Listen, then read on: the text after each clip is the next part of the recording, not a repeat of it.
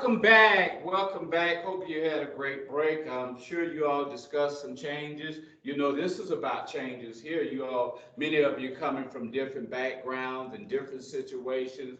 Maybe you were incarcerated somewhere and now you're in a transitional home or you living with someone you're not comfortable with for the time being until you really get yourself together. That's okay. It's all a matter of dealing and coping with change until you can have a better way of life for yourself. Okay. With that said, let's resume where we left off at. Okay. Examples of internal change. Deciding to return to school.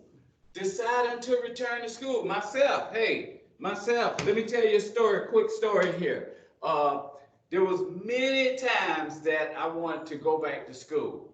And I just procrastinated. And people would tell, Derek, go back to school. You need to get your degree. You'll be, come on, man, go back, go back. And I finally decided to go back to school. And when I did that to get my degree, it began to open up many doors for me. So sometimes it's a struggle, it's a challenge, but it's worth the hard work in the long run. Okay? But let's resume here. Okay, so decide to return to school. Choosing to start a new career. Choosing to start a new career. Some people are working on a job 20 years and they say, hey, I want to do something different. You know, so that is an example of internal change. Deciding to lose weight. Making a choice to get sober. Yes, making a choice to get sober. Making a choice to change bad habits.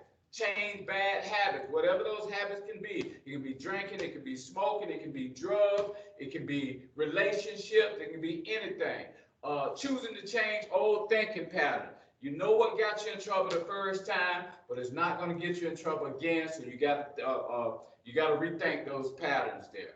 Change your thoughts, and you change the world. Example of external change: unexpected car repair. Unexpected car repair. Changes in your health and or loved one.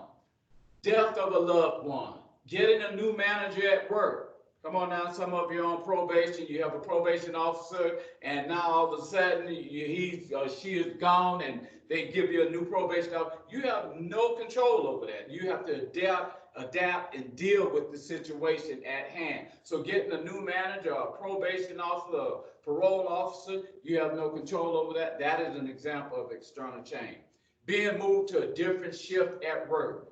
You were incarcerated, and you may have been at Baker Correctional Institute, and all of a sudden they tell you they're going to send you down to Miami, to Dade Correctional Institute. You know, then you have a problem right there because you want to get upset and argue with the officer or your classification officer. You got to take it for what it is. Change in policy and procedures at work. When life puts you in tough situations, don't say why me, say try me.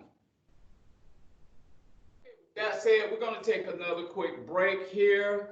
So let's go out and you talk about the things that we just discussed here about internal changes and external changes, your job, your health, your boss, you know, things of that nature. So with that said, take a quick break and be back to discuss this here in a few seconds. Okay, we'll resume.